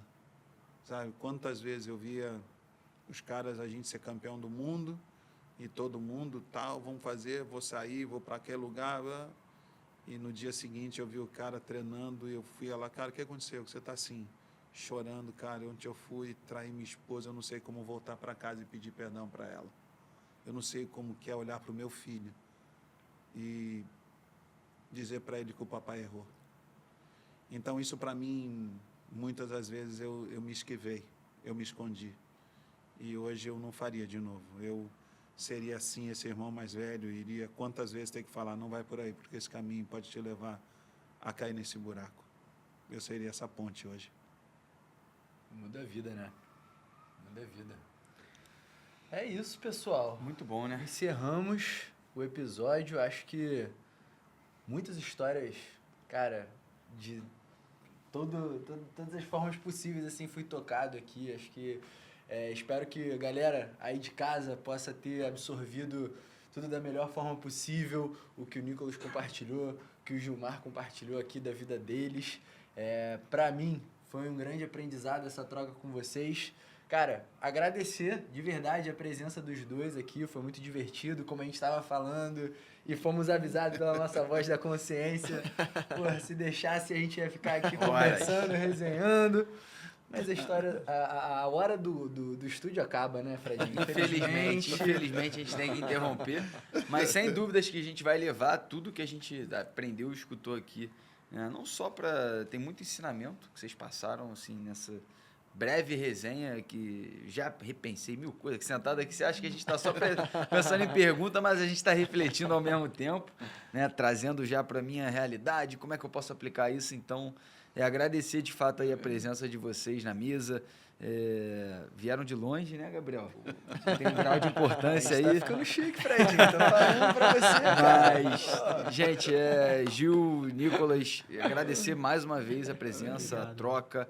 Eu tenho certeza que vocês que escutaram esse episódio vão poder também refletir bastante, não só sobre o jogo, mas sobre a vida, como aplicar diversos desses princípios aí dentro para se tornar um ser humano melhor e poder contribuir para que nós sejamos melhor como um todo. Então, para finalizar, vou pedir para vocês, se quiserem deixar as credenciais aí do Instagram. Eu sei que o Nicolas quer, o Gil não sei se quer tanto, mas aí você fica à vontade, ou ele faz por você. Eu nem sei qual é o meu. Eu vou falar pra dar moral. Chama, Nicolas. Eu sou o cara do marketing, eu tenho que falar. É isso. Pessoal, mais uma vez, primeiro a gente quer agradecer vocês, Fred, Gabriel, todo o carinho, Leonan também, pelo convite. Se vocês quiserem seguir lá a gente, o meu pai é Pastor Gilmar Oficial e o meu é Nicolas Barros 10. E tem lá também, tem disponível... Como é que é o teu? Nicolas Barros 10. Porra, que mala, hein? Acho que é lógico. Botar o 10, Eu sabia, eu sabia disso, é irmão. lógico. Pô, mais humildade, né? Não. 10. Mas no meu YouTube tá só Nicolas Barros. Então no YouTube tem lá o documentário, pode ver também a nossa história lá. O livro também tá disponível, né, pai? No teu Instagram também. Vocês podem achar na bio, na bio do Instagram do meu pai, o link do livro. Ou procurar na Amazon, na Shopee. Também tem o link. E de princípio é isso. Quer terminar fazendo uma oração para agradecer? Eu só tenho que dizer assim, obrigado mais uma vez. Poxa, eu me senti em casa. Foi gostoso. Foi um tempo maravilhoso. E eu nunca fiz assim um podcast com meu filho, né? Então, assim, foi muito bom para mim. Eu tô aqui realizado, agradeço a Deus. Porque tudo assim, as pessoas falam, Gil, mas você, cara, por que você fala tanto de Deus, cara? Porque eu sei. Um dia falando com um atleta, e ele me dizia assim, Gil, vou falar uma coisa para você, irmão, para a gente terminar a resenha. Ele falou assim, cara, eu tenho que ir pro céu, bicho. Eu falei, por quê? Aí ele falou, porque eu sou muito bom, bicho. Pô, eu pego só os filezinhos, entendeu? Pô, dou só cesta básica, faço mal para ninguém, só dou amor. Eu só dou amor, Gil. Então, cara, como é que pode eu não ir pro céu, bicho? Eu só dou amor, irmão. E dou amor para todas. Aí... Então, Gil, como é que Deus vai me deixar não entrar no céu, irmão? E falando sério, assim, essa resenha, ele falando sério comigo. Aí eu falei assim, cara, deixa eu falar uma coisa para tu. Imagina você na tua casa, aí bate um estranho lá na porta, pum, pum, pum, pum, pum, bate na porta. E tu, qual é, irmão? O que tu tá fazendo? Pô, passei aqui, vi essa casa maravilhosa, linda pra caraca, eu quero morar aqui. Vai falar que morar aqui o quê, irmão? Tu tá maluco, rapaz? Nem te conheço, parceiro. Dá linha que eu vou chamar a polícia, irmão. Vou chamar o BOP, dá linha. E aí ele ria pra caraca, eu falava assim, irmão, assim vai ser lá no céu, bicho. Deus vai deixar você entrar se tu nunca falou com ele, se tu nunca resenhou com ele, se tu nunca teve comunhão com ele, se nunca tu quis se aproximar dele, vai chegar no céu e falar, eu quero morar aí. Assim não, rapaz, se na tua casa tu não deixa o cara entrar, como é que Deus vai deixar tu entrar no céu? Ele, pô, Gil, pegou pesado pra caraca. Então é só pra você refletir, irmão. Você quer ter relacionamento com esse Deus agora é a hora. Abre teu coração, entrega a tua Muda vida tudo. para Ele, porque Ele te ama, Ele tem um plano lindo para tua vida, Ele quer Amém. sempre o melhor para você, Amém. como um pai quer sempre o melhor para o filho. Amém. Amém. Coisa linda, gente. Que bom que a gente deixou vocês dois em casa, que a resenha foi nota 10. E pra fechar, Gabriel, vou pedir pra você chamar aí as nossas credenciais mais uma vez. Eles já sabem, não sabem não, Fred? Se não souberem, eles estão com algum problema. Vou falar de novo então, ó. Se prepara, anota. @pod360 da bola. Aonde isso? No Instagram, Ah, porque tá. no TikTok é 360 da bola. É mais fácil. E no YouTube é a mesma coisa. 360 da bola. Agora, tem que se inscrever, tem que curtir, tem que dar moral pra gente aí Sininho, mandar pro amigo. também. É isso aí, galera. Qual que é o Gente. seu arroba, Fredinho? Ó, o meu arroba você pode me encontrar lá no fferreira3 ou no Taticalizei Futebol, onde eu tô mais focado ali na parte do jogo.